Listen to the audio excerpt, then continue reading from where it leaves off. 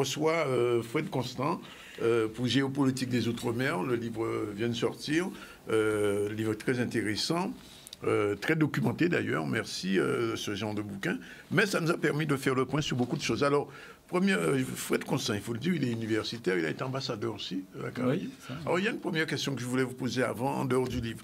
Un moment, on a parlé pour la Guadeloupe, la Martinique, de diplomatie régionale. Territoriale. Territoriale. Ouais. C'était juste une idée ou bien c'est... Non, non, l'expression, en fait, c'est Laurent Fabius qui l'a eue. Oui. D'ailleurs, alors qu'il recevait plusieurs élus d'outre-mer sur cette question de l'accroissement des compétences internationales des collectivités d'outre-mer. Oui. Et ça désignait en fait la possibilité donnée à nos régions, plus d'ailleurs qu'aux départements, oui. D'entrer dans des relations avec les pays de leur environnement. Oui. Donc on appelait ça la diplomatie territoriale, pour la distinguer de la diplomatie d'État. C'était ça le départ. Mais il faudrait des diplomates territoriaux alors dans ce cas. Oui, mais justement, il y a eu tout un... Alors j'étais ambassadeur chargé oui. de cette question à cette époque, oui. et nous avons lancé en Guadeloupe, en Martinique et en Guyane des programmes de formation de chargés de mission territoriaux qui étaient affectés dans diverses ambassades françaises oui. de la Caraïbe, de l'Amérique centrale oui, oui. et aussi au Suriname, il y en a eu. Même au Brésil, il y en a eu.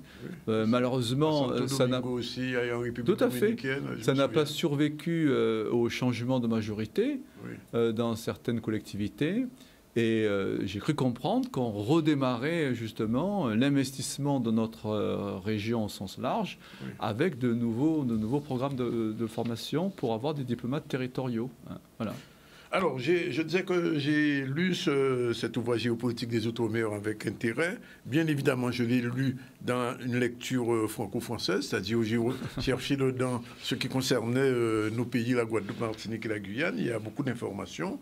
Et c'est un livre, je peux que le conseiller à toute personne qui s'intéresse à ces régions. Ça aurait pu s'appeler Géopolitique des colonies, hein, à mon avis. Bon, alors, première chose qui m'a pas choqué, mais enfin je savais, c'est que je crois que c'est à laquelle page je vous parlais. Ah oui, à la page 26, c'est la fameuse citation de Jules Ferry. Je la termine.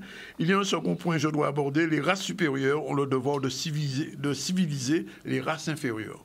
Ouais. Incroyable ça. Ah, c'est incroyable, oui c'est incroyable et j'ai volontairement cité cet extrait d'un discours qui est resté dans l'histoire. Hein. Il a prononcé ce discours à l'Assemblée nationale pour convaincre les députés français du bien fondé de l'expansion coloniale de la France à l'époque. Hein, nous sommes en 1880, quelque chose comme ça, je donne la date précisément. Et donc le même Jules Ferry, qui est l'auteur des fameuses lois émancipatrices, oui. Je vous rappelle, école gratuite, oui. obligatoire oui. et laïque. Tout à fait. Ça montre bien la mentalité de l'époque. Ouais. Le même insistait, haranguer ses collègues députés pour qu'ils appuient la politique coloniale de la France. Ouais. Alors je cite ça pour montrer justement quels étaient les ressorts impériaux et coloniaux dans la genèse des Outre-mer. Parce que tous les Outre-mer qui forment l'échantillon sur lequel s'appuie cet ouvrage, pas que les Outre-mer français, les Outre-mer aussi étrangers, sont nés de l'expansion de l'Occident dans le Nouveau Monde, et y compris en Asie, parce qu'il y a aussi... Oui, en Asie aussi. Alors, l'autre remarque que je fais, c'est que dans cet ouvrage, on parle beaucoup de l'Angleterre, des États-Unis, de l'Espagne, du Portugal, bien sûr de la France, bien évidemment, et on se rend compte qu'en fait... les pays africains n'ont jamais été... ils ont été colonisés, mais ils n'ont jamais été impérialistes. À ma connaissance, non. À ma connaissance, non. En revanche, dans le prolongement de votre observation, on sait moins que la Chine, par exemple, a des Outre-mer. Oui, tout à fait. On sait moins que la Russie en a aussi. Et que ce sont des éléments qui relaient les politiques de puissance et d'influence de ces deux grandes puissances.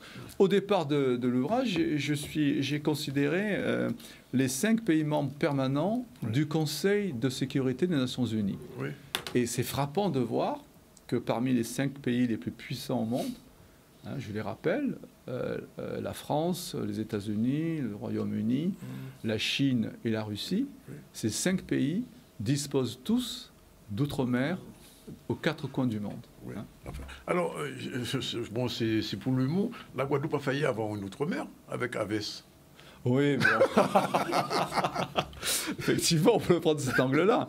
Mais alors, moi, je dirais plutôt qu'il y a des phénomènes de double ou triple insularité qui, historiquement, je ne sais pas si c'est encore vécu comme ça, mais à l'époque, je sais que les rapports entre la Guadeloupe dite continentale et Saint-Barthélemy... Ce qu'on appelle les dépendances. Saint-Martin, je n'ai pas osé le terme qui est trop... Ah oui, c'est plus politiquement correct.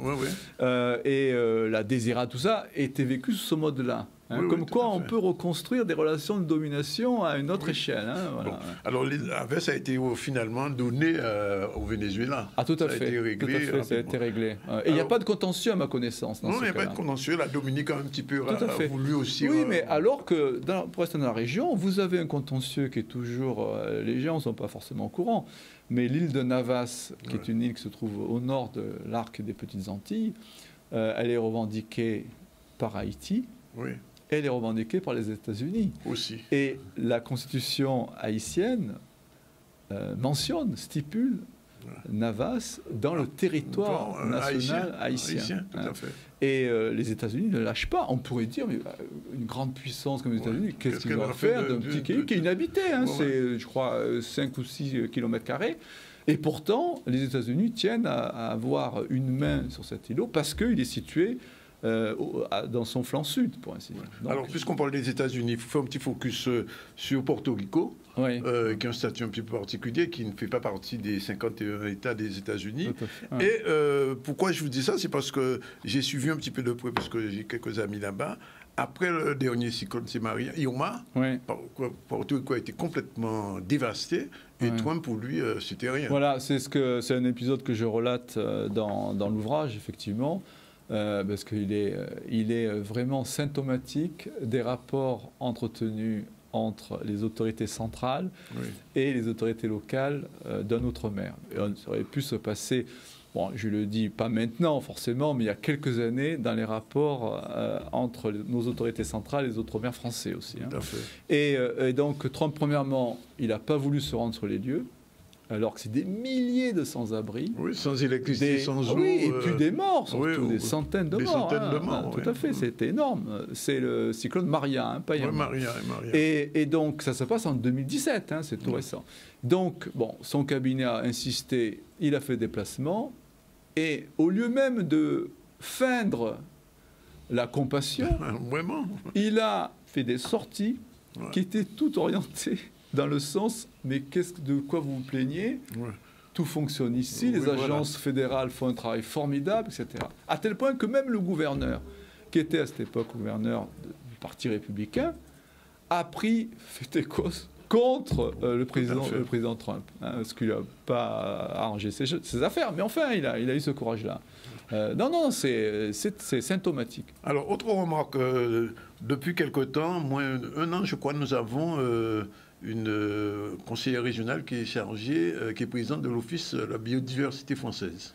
Absolument. Madame Sylvie Gustavier-Duflot. Or, je l'apprends, enfin bon, on le lit dans votre ouvrage, 80% de la biodiversité française, elle est dans ces régions. Tout à fait. Alors, ce qui est remarquable, c'est que ça a été présenté comme si c'était en quelque sorte une concession ou une faveur qu'on faisait aux Outre-mer que d'implanter le siège d'une agence à vocation nationale dans l'un de ces territoires.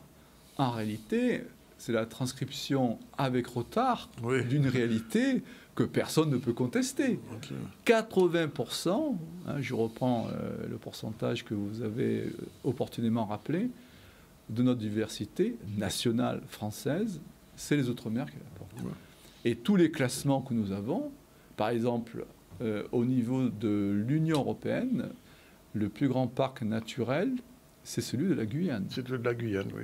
Hein, plus de 45 000 km², c'est énorme. La Guyane participe aussi avec, puisque c'est partie de la forêt de l'Amazonie, du poumon vert, de la planète. Oui, tout à fait. De même, permettez-moi une excursion hors de notre champ, de notre Mare Nostrum, hors de la Caraïbe, avec le Groenland. Le Groenland, donc, dans le Grand Nord, c'est le climatiseur de la planète entière. C'est un outre-mer du Danemark, qui est le plus grand des outre-mer au monde, avec 2 millions de kilomètres carrés, qui compte 55 000 habitants. C'est une population inuite. Et c'est un territoire très important pour le Danemark, mais aussi pour l'humanité tout entière. Ouais, tout à fait. Alors, petite remarque aussi sur la zone économique exclusive, qui rend la France parmi les nations les plus puissantes à ce niveau-là. Tout à fait. La France dispose de la deuxième zone économique exclusive au monde. Une zone qui s'étend sur 11 millions de kilomètres carrés. Et 97% de cette zone lui est apportée par ses outre-mer, par ses 12 outre-mer. La Polynésie française, à elle seule, lui apporte 4 millions et demi de kilomètres carrés. Donc vous voyez un petit peu... et c'est ce qui m'a conduit à écrire. Bon, ça fait longtemps que j'avais à l'esprit, mais vu mes fonctions antérieures, je ne trouvais pas le temps. Mais étant revenu dans le giron universitaire, je me dis qu'il faut absolument écrire ça parce que j'étais, toute ma carrière professionnelle, vraiment témoin du contraste entre, il faut dire les choses ouvertement, le peu de considération, ou on va dire le peu d'informations que les élites nationales ont en général sur les Outre-mer, alors que ces Outre-mer occupent une place essentielle dans ce qu'est la France aujourd'hui, dans sa politique d'influence, dans sa politique de puissance et dans la manière dont elle est regardée par les autres États. Mais à aucun moment vous avez dans ce qu'on appelle le roman national, dans le récit national, ça n'apparaît pas. Dans la projection de l'image que la France veut avoir d'elle dans le monde, eh bien référence à ces Outre-mer. Donc je pense que ce livre, il rend justice à cette réalité. Tout à fait. Alors 2 petites remarques avant de terminer. Je voulais quand même vous nous expliquer un peu, parce que j'ai lu ça dans le bouquin, qu'il y a un renforcement militaire à la Nouvelle-Calédonie et à la Réunion en 2024. Qu'est-ce qui se passe? Alors ça, c'est lié à ce qu'on appelle, dans le jargon, mais je vais expliquer, le basculement stratégique de l'épicentre mondial vers le Indo-Pacifique. Alors, traduit, ça veut dire que actuellement, enfin depuis une dizaine d'années, mais les choses se précisent de plus en plus, la confrontation stratégique oppose non plus les États-Unis à la Russie ou à l'URSS. Oui, la guerre froide est terminée. Voilà, la guerre froide est terminée. Enfin. Oui, non, mais c'est la guerre froide que nous avons connue, elle est terminée. Elle est chaude maintenant. Oui. Non, mais la guerre que nous avons à nos portes, c'est autre chose. Oui. Mais la confrontation stratégique, c'est celle qui oppose et qui a déjà commencé, même si elle est, entre guillemets, par des moyens détournés, les États-Unis à la Chine populaire. Le paradoxe de cette situation, c'est que les États-Unis ont aidé la Chine populaire à émerger pour contenir l'expansion de l'URSS. Ça se passe à la fin de la guerre froide, sous l'impulsion de Kissinger et de Richard Nixon.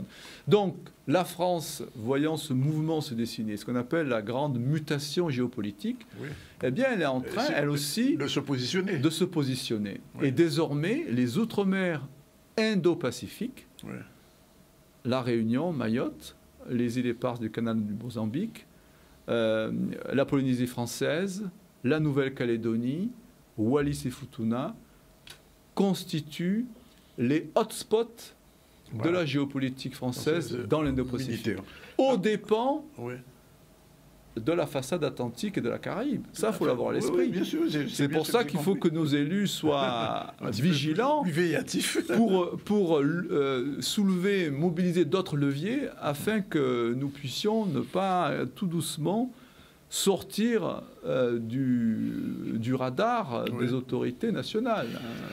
Alors, on va terminer là-dessus. Enfin, on va l'avant-dernière question. Enfin, c'est même pas une question. Saint-Barthélemy a été vendu finalement. Oui, alors Saint-Barthélemy est passé à... C'était d'abord le roi de Suède qui était propriétaire. Après un cyclone qui a été vraiment dévastateur, et les plantations n'étaient plus productives. il a dit, bon, moi, ça ne m'intéresse plus. Oui, Et donc, il a vendu à la France. La France, à un moment donné, l'a recédé. oui. Et puis après, c'est retourné dans le giron français. C'est pour ça que vous avez, par exemple, Gustavia. Oui. Je ne sais pas si ça continue, mais à une époque, il y avait des échanges encore entre certaines villes suédoises et Saint-Barthélemy. Dans les noms des gens, on retrouve ça. Alors, présentation demain soir, 18h, c'est ça? 18h30, 18h30 à l'hôtel Arawak. Oui. Je suis impatient d'avoir un nouveau contact avec les gens qui ont lu ou qui envisagent de le faire. Parce que finalement, un livre est toujours écrit pour le lectorat. Donc, et c'est la meilleure partie, puisque bon, là, on ne peut plus rien faire. Le livre est fait, il a sa propre vie. Oui. Mais c'est bien parfois pour apporter des ajustements à ce qu'on a pu écrire, à la manière dont c'était compris. Et puis prolonger tout cela dans le débat public. Parce que ce livre-là, c'est une contribution au débat public de nos Outre-mer. Hein. Et je le recommande à tous les gens qui nous regardent et ceux qui ne l'ont pas, mais dépêchez-vous de l'avoir et venez demain soir.